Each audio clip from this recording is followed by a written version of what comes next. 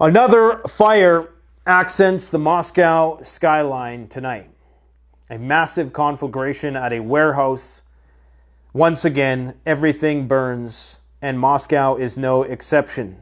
Just hours before this fire that you're seeing on the screen right now, there was a massive fire at an airport within Moscow.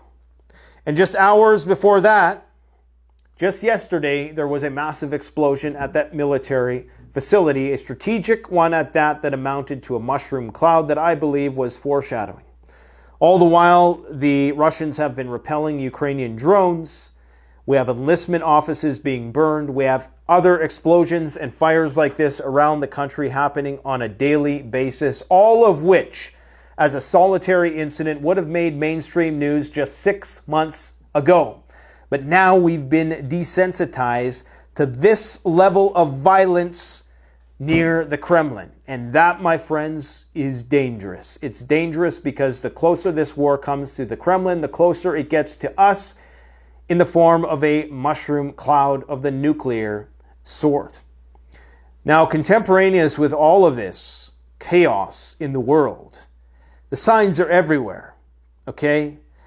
There have been people within this community, this discourse, Russia-Ukraine discourse, who have been saying that support for Ukraine is waning. I have always railed against that view. I've always been of the belief that the United States, for them, this is an existential war for economic reasons only. Because when the American bubble bursts, it's going to get real ugly back home. And they need to kick that can down the road.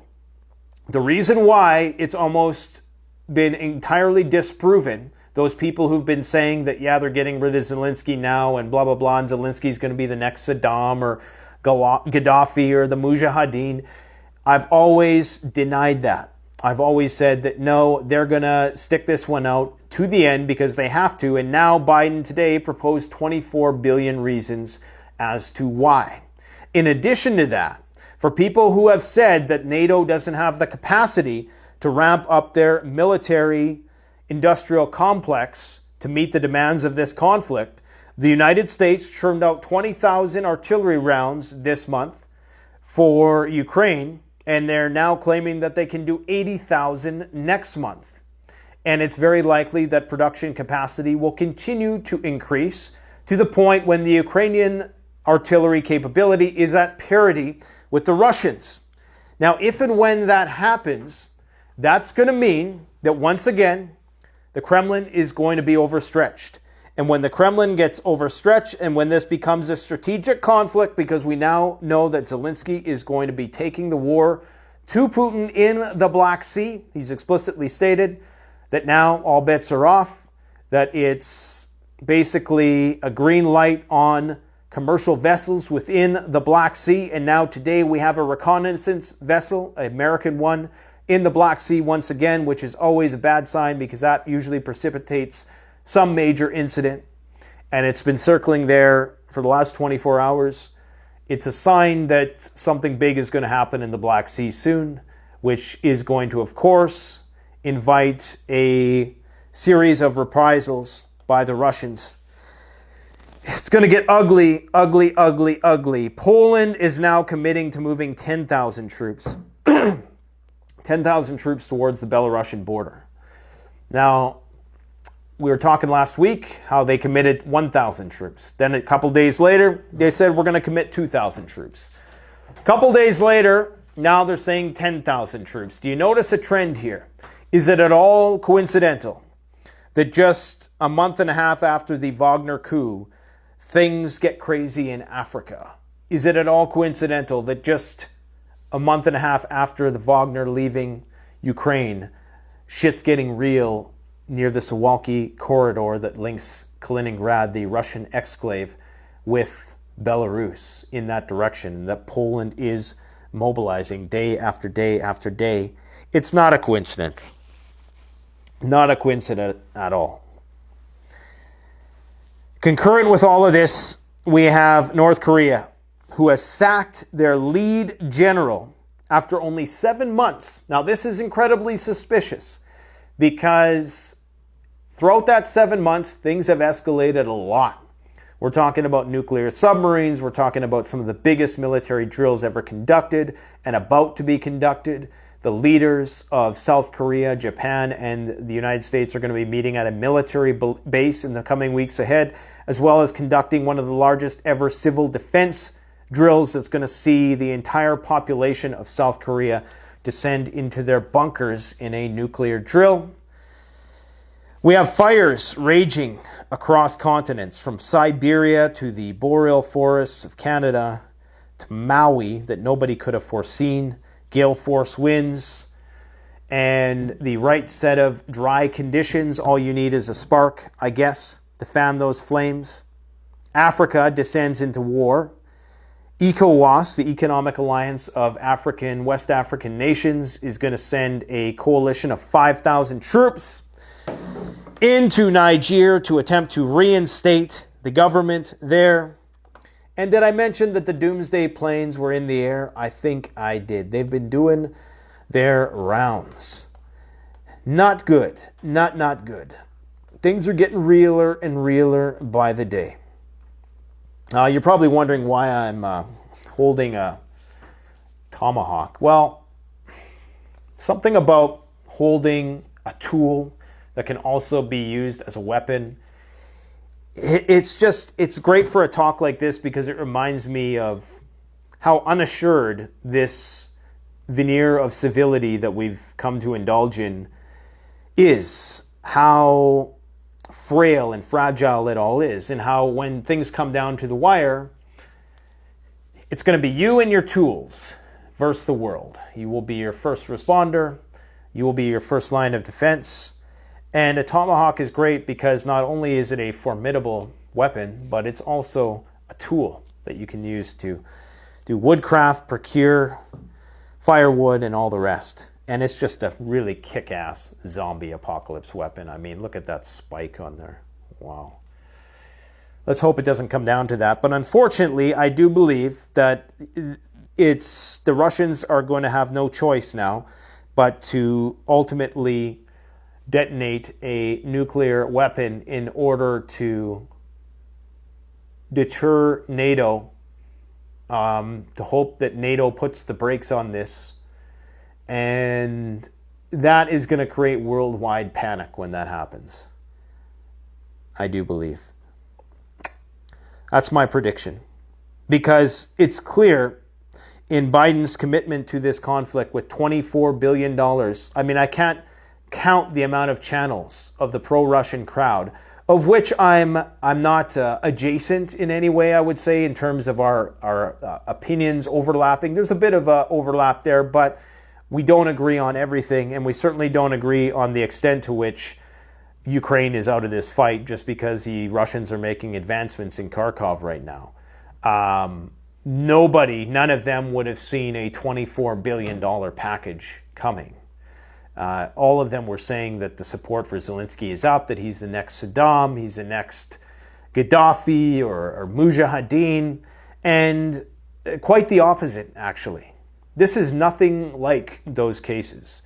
Zelensky is a different story altogether, okay? This is not going to end up like a situation where they abandon him or they assassinate him and make him into a martyr. I think we're far from that. And those 24 billion reasons determine that we're certainly far from that. And that's just from the United States, understand. And now we're ramping up our military-industrial production because a world war is here. This is it. This is World War III. People are waiting for the flash bang, but it's really, at this point in time, if you go back in the history books and you say, when did World War III start?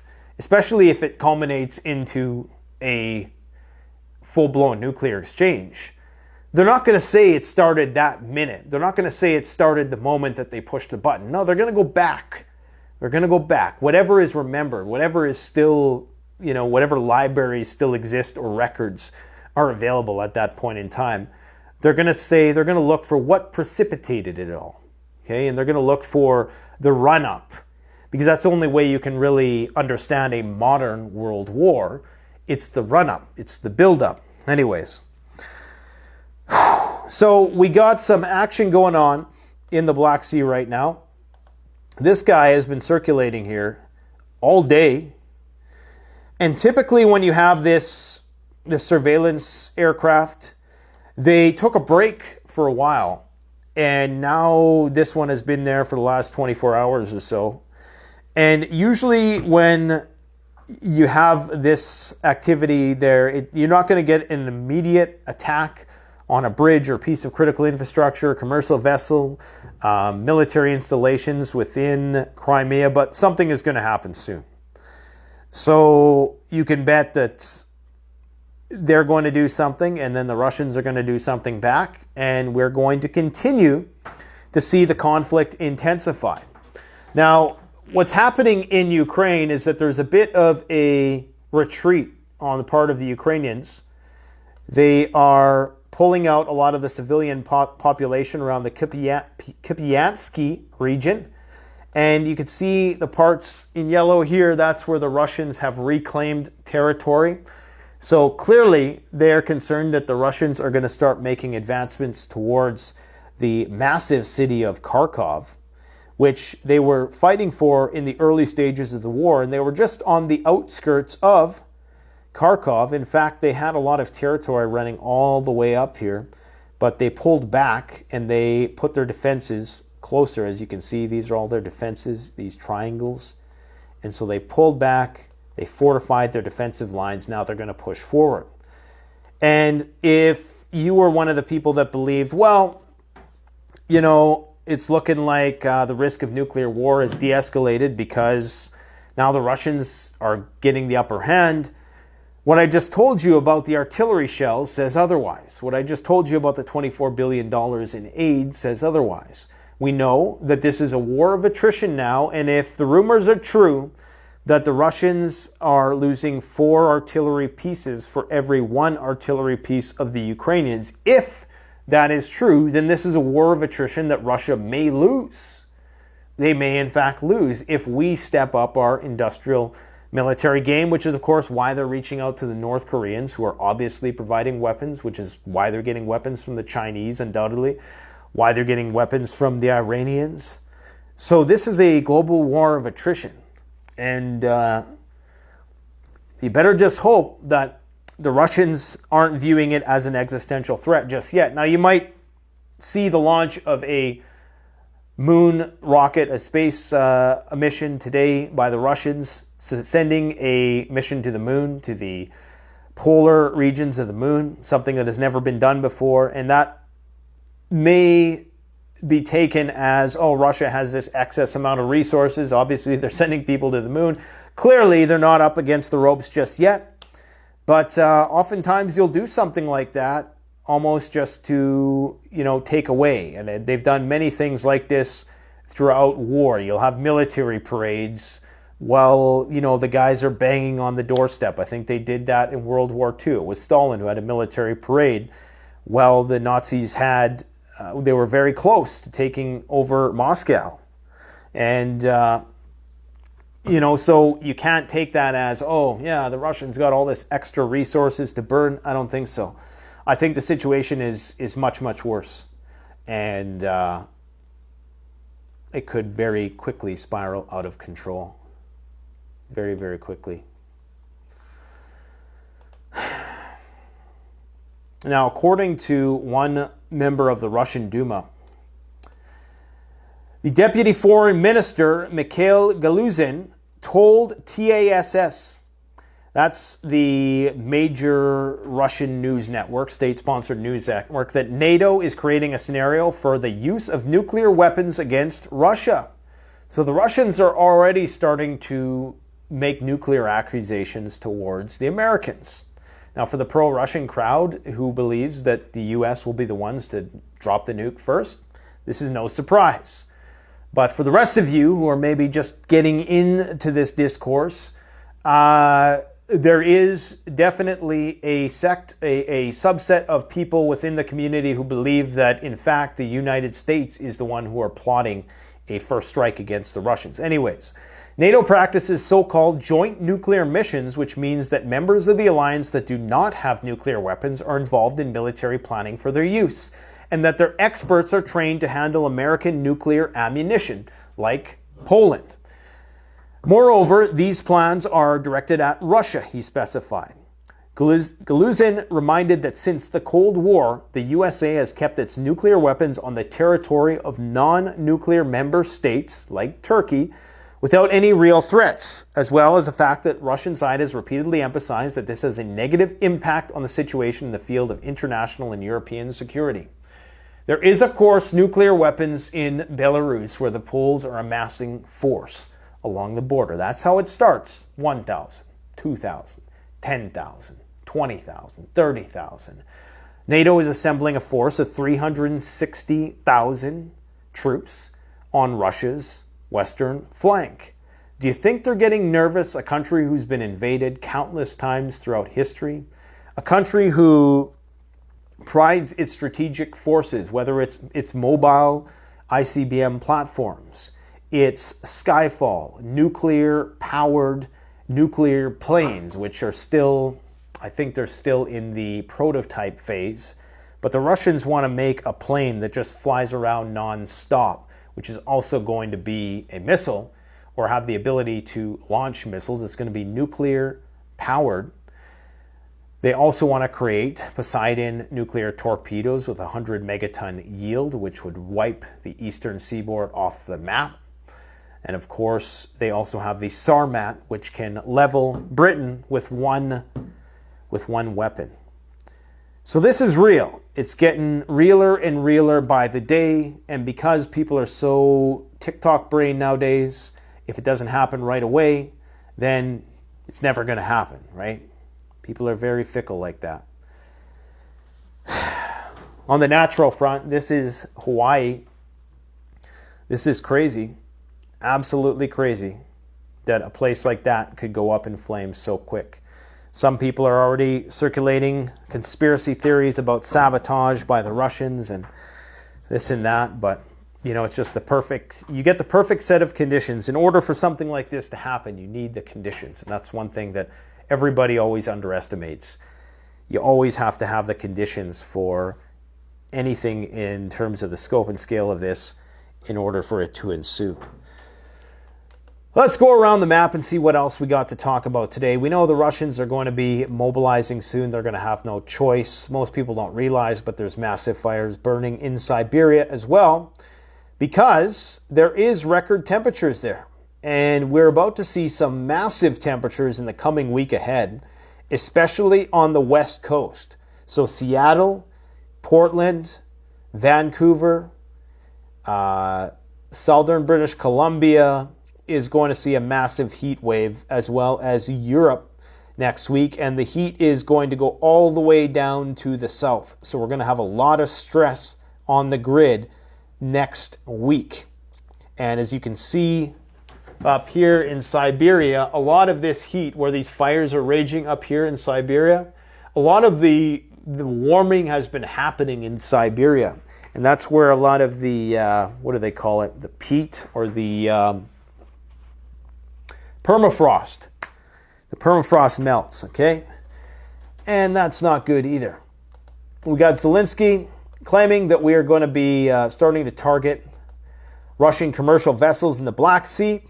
So that's probably why you got the U.S. surveillance planes there. And of course, because this surveillance plane is there, you know, it's very likely, oh, it looks like it went off. It turned its transponder off now. It's been flying all day and now it turned its transponder off finally. Because you're seeing that, it's quite possible, who knows, the Russians may have shot it down as I'm sitting here. But that means that the likelihood of an engagement between the Americans and the Russians in the Black Sea is increasing as well.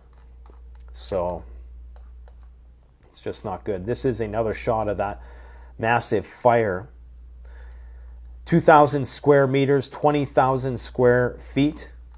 Very big fire. And all of these fires, you know, they all share the same sort of characteristic. They're all very notable. They're all very distinct. You can see them from a distance. That's why the Ukrainians target various places that they know are going to make a big bang and to get the most bang for their buck, so to speak. Apparently, at some of the bridges across the Crimean peninsula, they're starting to erect pontoon bridges in anticipation. So that's what this is here, in anticipation that the Ukrainians, this is the Kronodar Bridge. I can't remember exactly what it's called, but they're starting to erect backup pontoon bridges. And that means that they're actually concerned about, the infrastructure in Crimea being damaged to the extent that is going to compromise the war effort. Just another escalation, guys. Something to look at. And ECOWAS is going to begin operation in Niger. So, Niger's junta told a top U.S. diplomat that they were going to kill deposed president if regional countries attempted any military intervention. But they're going to do it anyway. So it's like, who's going to call whose bluff? Mali nor Burkina Faso has yet to commit troops just yet, but they claim that they will support them if that happens. This is going to be the range of those missiles the Taurus missiles that Ukraine is going to be getting from the German government. The German government plans to give long-range Taurus missiles to Ukraine. They're soon going to decide whenever they float the idea of something. Remember, that's just to put it out there in the minds of the public. And of course, this will be the range from the most northeastern part of Ukraine. They will be able to attack Moscow. Now, the German government is saying that they're trying to figure out ways that they can restrict Ukraine's ability to use these deep within Russia because they don't want to provoke any major response or attacks from the Russians into NATO countries because they know that will happen. So maybe they'll find a way to geofence these, or I don't even know if that's possible. I'm sure the Ukrainians, with their level of technical ingenuity and know-how, will be able to jailbreak that if they do decide to put those restrictions on. Will they do it is the question, of course. It will mean that their support will likely weaken, but at this stage in the game, it's all just a game. NATO has a timeline for all the weapons that they're going to release in such a way to try to minimize the risk of Russia going nuclear.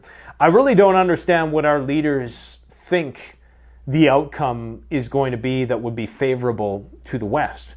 I mean, do they think that Russia is going to abandon the annexed territories? Do they truly think that they're going to abandon Crimea? Do they truly think that the Putin government is going to be overthrown, or that a destabilized Russia is going to be in NATO's benefit? I don't think so. I think they have pretty much decided that, for all we know, the plan is to go to nuclear war with Russia. I mean, that could very well be the plan. And everybody, we've been sold this myth about how, it's mutually assured destruction. There's some people who think they can win a nuclear war. I'm not going to go into this once again. We've interviewed countless amounts of people.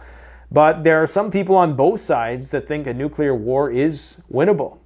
And it comes down a lot to spying, espionage, sleeper cells, and minimizing the damage. I mean, if you talk to some people in the U.S. government, I would not put it past some psychopaths out there to say, you know what, if we lose 20 million, 30 million people, but we win, maybe it's worth it. Because then we get to go to Russia and we get to take all of their stuff. We get to break it up, right? And you wipe Moscow out. And I know this is crazy thinking, but there might be people who are looking at it that way. And even from the Russian perspective, the Russians have always postured in such a way that they are positioning their strategic forces in order for a first strike, in order to win a nuclear war. And because they don't have the manpower and the conventional power of the West, some people would disagree with that. That's pretty much what they're left to, okay? So this $24 billion in aid that Biden is about to get, I mean, that's all the proof you need that all those people were saying, oh yeah, no more support for Ukraine. That's all bullshit, okay? There's a lot of support for Ukraine. There's all sorts of nuclear doomsday planes, if you will, have been spotted across social media. There's a picture of one up in the air here. And yeah, they're just everywhere. So just something to be mindful of is that, they have a plan. Hopefully you do too. This one's pretty intense. This is a chart that shows the amount of wildfire activity in Canada this year. And this is just absolutely staggering. I mean, this is just insane how, people can still say that nothing weird is going on. This is the average. This is the record amount of fire burned. This is where we are right now, okay? And we're 60% through the season? And BC is about to get lit up because it's going to get warm there again in the coming days ahead, and Canada is still in a drought. We had a good downpour today. Unfortunately, that's not going to be enough to alleviate a lot of the dry conditions. So all I can say, my friends, is keep on keeping on, keep on getting ready, because it would appear that the war is spreading just as we predicted. It's happening in slow motion, and you should thank whatever you believe in for that, because that's more time for you to prepare for what's coming. If you want to get ready, go to CanadianPreparedness.com. You can use coupon code CanadianPrepper for 10% off. All the gear, not that the gear is necessarily in and of itself going to save you. In fact, we're working on a new series now, which looks at who's going to survive. I think you guys are going to like this. We're going to be talking about people, famous people who you might not think were preppers, but in fact are preppers.